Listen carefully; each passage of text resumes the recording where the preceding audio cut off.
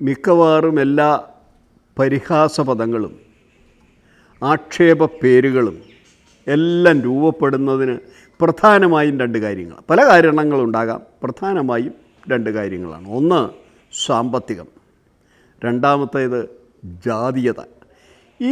അതിൽ പ്രധാന സാമ്പത്തികമാണ്, രണ്ടാമത്തേത് ജാതീയതയുമാണ്. ഇതിൽ നിന്നാണ് സാധാരണഗതിയിൽ ഈ പരിഹാസ പേരുകൾ, പരിഹാസ പ്രയോഗങ്ങൾ ഒക്കെ രൂപപ്പെടുക. അങ്ങനെ രൂപപ്പെട്ട രണ്ട് പരിഹാസ പ്രയോഗങ്ങളാണ് ഇന്ന് നമ്മൾ ചർച്ച ചെയ്യുന്നത്. കാപ്പറയും കാപെറുക്കികളും. അതിൽ കാപെറുക്കി എന്നുള്ള പ്രയോഗം എല്ലായിടത്തുമില്ല, പെറുക്കുകൾ എന്ന് മാത്രമാണ് ചിലയിടത്ത് ഉപയോഗിക്കുക.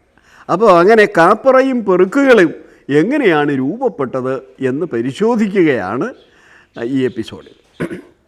അതായത് പണ്ട് ഓരോ ഊരിനും ഓരോ പ്രദേശത്തിനും ഓരോ കാവൽ ദേവതാ സങ്കല്പമുണ്ട്. അത് തമിഴകത്തിൻ്റെ ഒരു പ്രത്യേകതയാണ്. അതായത് വടവെങ്കിടം, തെൻകുമരി, കുണകടൽ, കൊടകടൽ എന്നാണ് പഴയ തമിഴകത്തിൻ്റെ അതിര് പറയുന്നത്. വടക്ക് വെങ്കിടഗിരി, വെങ്കിടഗിരി എന്ന് പറയുന്നത് നമ്മുടെ തിരുപ്പതി മലയാണ്. തെൻകുമരി തെക്ക് കന്യാകുമാരി, കുണകടൽ കുണക്ക് എന്ന് പറഞ്ഞാൽ കിഴക്ക് ബംഗാൾ ഉൾക്കടൽ, കുട പടിഞ്ഞാറ്, കുടകടൽ പടിഞ്ഞാറേ കടൽ, അറബിക്കടൽ. ഇതിനിടയ്ക്കുള്ളതാണ് തമിഴകം.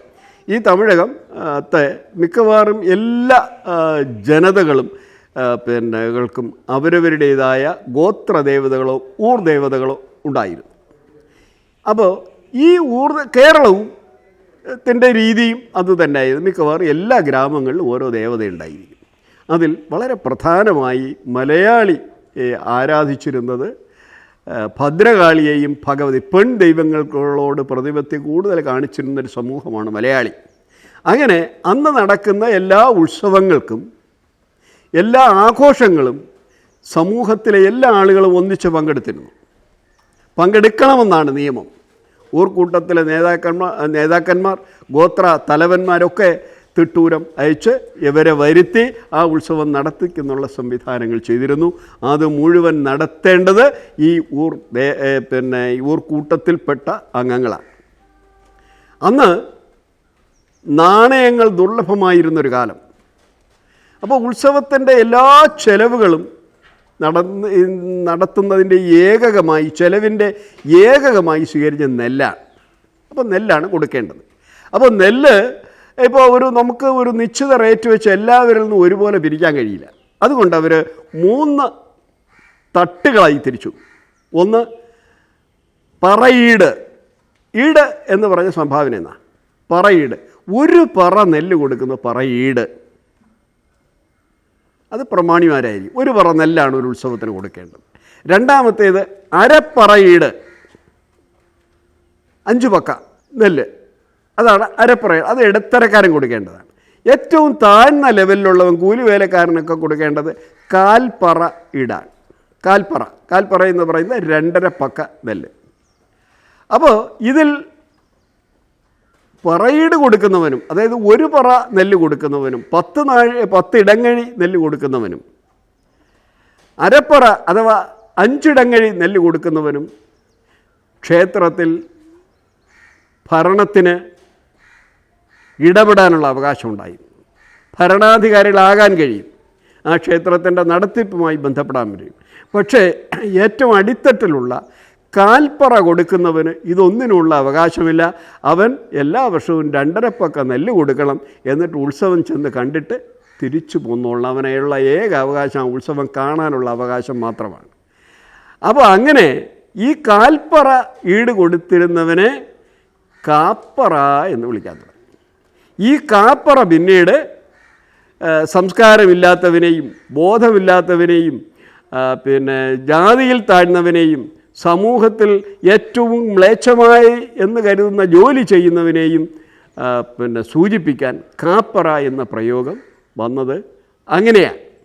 അപ്പോൾ അർത്ഥം മാറി വന്നൊരു പ്രയോഗമാണ് കാപ്പറ. കാൽപ്പറ നികുതി കൊടുത്തിരുന്നവൻ കാപ്പറയായി മാറുകയും ആ കാപ്പറ സംസ്കാരശൂന്യനെ പ്രതിനിധീകരിക്കുന്ന ഒരു പദമാക്കി മാറ്റുകയും ചെയ്തത് വളരെ പിന്നീടാണ്. അപ്പോൾ അതിൻ്റെ അടിസ്ഥാനം ഇത്രയേ ഉള്ളൂ.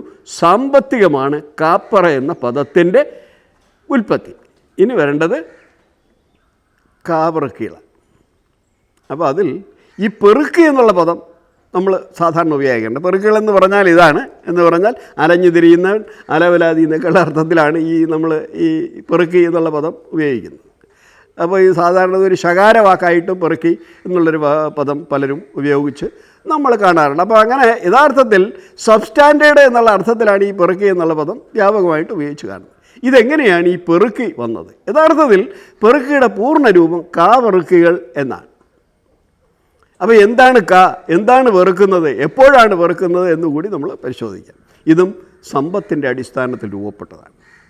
അപ്പോൾ ഒരു കാലത്ത് ഈ ദാരിദ്ര്യവും പട്ടിണിയും കൊണ്ട് പൊറുതിമുട്ടിയ സമൂഹം, അത് കുട്ടികളായാലും മുതിർന്നവരായാലും, അവരുടെ പ്രധാന ജോലി രാവിലെ എണീറ്റ് കഴിഞ്ഞാൽ വലിയ ജന്മിമാരുടെ അല്ലെങ്കിൽ ഏറെ വസ്തുവുള്ള ആളുകളുടെ പുരയിടത്തിൽ വവ്വാല് കടിച്ചിടുന്ന പാക്ക്